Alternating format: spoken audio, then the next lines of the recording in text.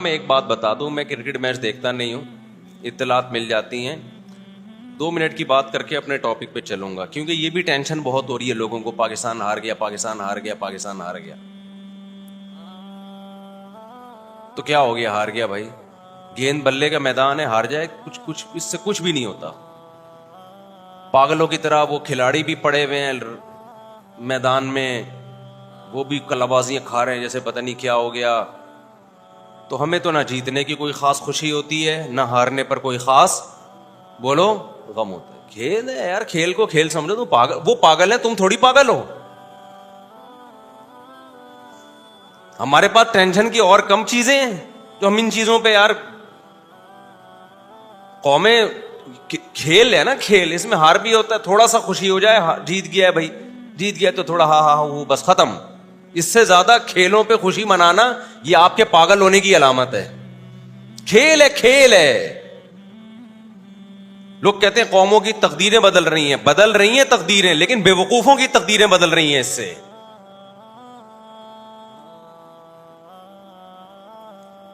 जब बेवकूफों ने इसको इतनी वैल्यू दे दी है ना, बेवकूफ लोगों ने, तो उनकी तकदीरें यकीनन बदलेंगी इससे। लेकिन अक्लमंदों की सेहत पे इससे कोई फर्क बोलो नहीं पड़ता। आप साइंस टेक्नोलॉजी के मैदान में हार गए हो, इस पे रोते हुए अच्छे लगते हो। आप मैदान जंग में हार जाओ, इस पे रोते हुए अच्छे लगते हो। आप इकोनॉमिकली मईशत के मैदान में हार जाओ, इस पे रोते हुए अच्छे लगते हो। हमारा भी दिल चाहता है रोने का। जब बिजली का बिल आया ना, तो यहां तो मैं हंस रहा हूं, आपको क्या पता मैं बंद कमरे में कितना रोया हूंगा जाके। सभी रोए हैं ना, कोई मेरे अकेले की बात नहीं है। इस पे रोता हुआ अच्छा लग रहा है कि अबे इतना बिल तेरा बाप देगा क्या। वो आ गया था कि इलेक्ट्रिक वाला बिजली काटने के लिए, तो हमारे लड़कों ने बोला इतना बिल तेरा बाप देगा क्या। खैर वो तो काट के चले जाते हैं। मैं तो सोच रहा हूं कि जड़ से उड़ा दो बिजली का कनेक्शन यार, अंधेरों में रहो, अंधेरों में। एक आदमी का किसी गांव से फोन आया, मुफ्ती साहब पूरे गांव की बिजली कट गई है, कुछ ज़कात सदका भेज दो अल्लाह के नाम पे। सोलर प्लेटें लगानी है मैंने, सोलर प्लेटें। मैंने कहा देखो, खाली तुम्हारी बिजली कटी होती ना, बाकी गांव वालों की नहीं कटी होती, तो समझ में आता, हम ज़कात दे देते, आप सोलर प्लेटें लगा देते। जब सारे गांव की कट गई, तो जब सब अंधेरे को एंजॉय कर रहे हैं, तो आप भी क्या करो, एंजॉय करो। अब वो होशियार हो गया कि अगली दफा ज़कात मांगने के लिए स्टाइल क्या करना पड़ेगा, चेंज करना पड़ेगा। ये वाला स्टाइल से काम नहीं बना। समझ रहे हो कि नहीं समझ रहे? किसी ने मुझसे कहा कि पूरे गांव में कुर्बानी नहीं होती, गोश्त ही नहीं आता। मुफ्ती साहब हमारे घर पे नहीं हो रही, सब जगह होती तो गोश्त आ जाता। मैंने कहा जब पूरे गांव में ही नहीं हो रही तो फिर आपके भी नहीं हो रही। या तो होता ना सारे खा रहे होते, आप बेचारे, तो जो जिस गम में सब बराबर के शरीक होते हैं, वो गम फिर गम नहीं लगता। तो होना ये चाहिए कि इलेक्ट्रिक वालों को बोलो कि पूरे महल्ले की बिजली कयामत तक के लिए जड़ से खात्मा कर दो इसका। ना रहेगा बांस, ना बजेगी बांसुरी। इसके बड़े फजाइल हैं। रात को टाइम पे सो जाओगे जब अंधेरे होंगे। आप कहोगे गर्मी में सोएंगे कैसे, 1 हफ्ता नींद नहीं आएगी, उसके बाद तुम्हारे बाप को भी नींद आएगी गर्मी में। नींद ऐसी चीज है जो हमसे पूछ के नहीं आती, हम पे मुसल्लत होती है।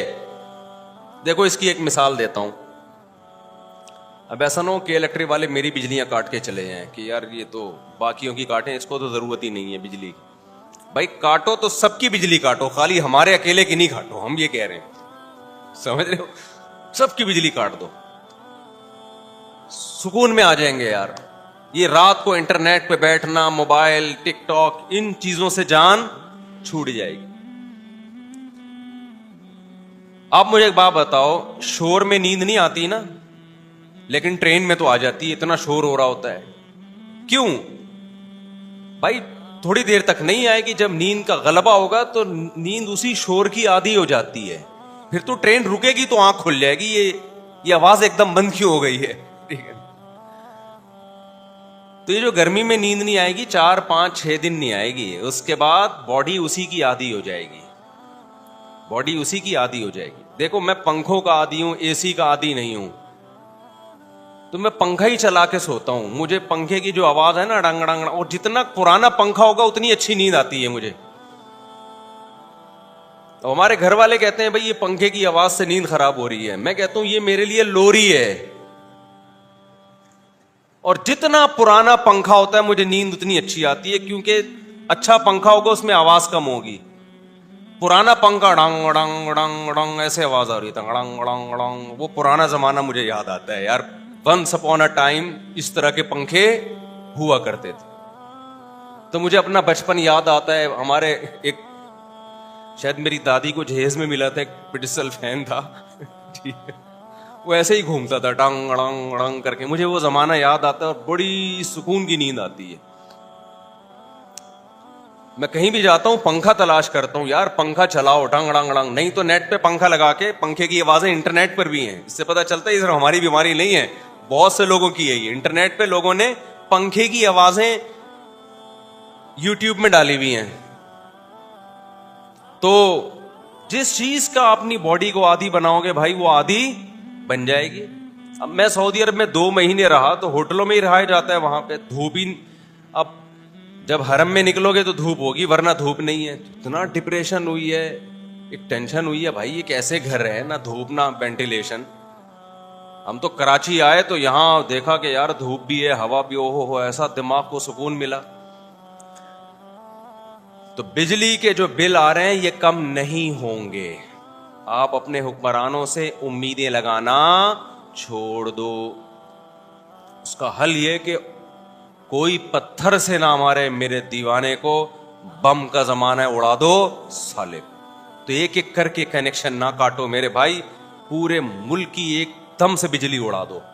1 महीना लगेगा पुरानी रूटीन पे हमें सेट होने में, उसके बहुत सारे फायदे होंगे।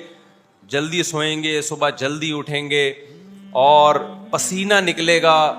आप पसीना निकलना इतना, देखो गर्म इलाके के लोगों की उम्रें लंबी होती हैं, ठंडे इलाके के लोग वैसे लाल टमाटर होते हैं, उम्रें बहुत कम होती हैं।